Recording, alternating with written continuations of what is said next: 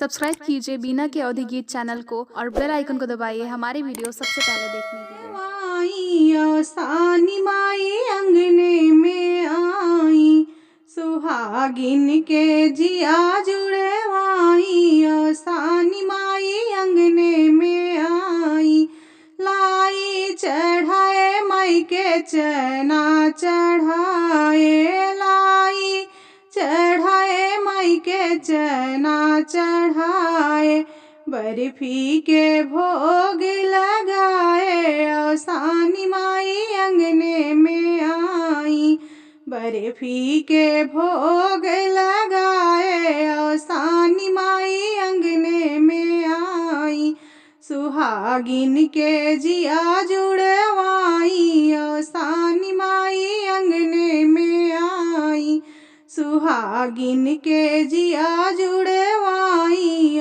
सानी माई अंगने में आई, दूधवा चढ़ाए माई के घियना चढ़ाए, दूधवा चढ़ाए माई के घियना चढ़ाए, दहिया में माई के जुड़वाए। सानी माई अंगने में आई, दूधवा में माई के जुड़वाए। सानी माई अंगने में आई, सुहागिन के जिया जुड़वाई।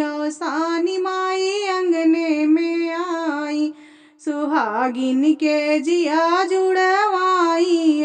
सानी माई अंगने में आई, खाई पीन मैया दीन आशीर्वादवा, खाइन औ पीन मैया दीन आशीर्वादवा, मंगिया जुड़ायु सबकी कोखिया जुड़ायु, मंगिया जुड़ायु सबकी कोखिया जुड़ायु, पुतवा पतोहिया जुड़ई है। सानी माई अंगने में आई, धेरिया दमाद जुड़ई है। सानी माई अंगने में आई, भैया भतीजा जुड़ई है। सानी माई अंगने में आई, सुहागिन के जिया जुड़वाई।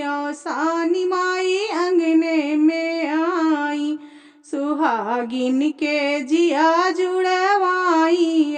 सानी माई अंगने में आई। बोलो सानी मैया की जय।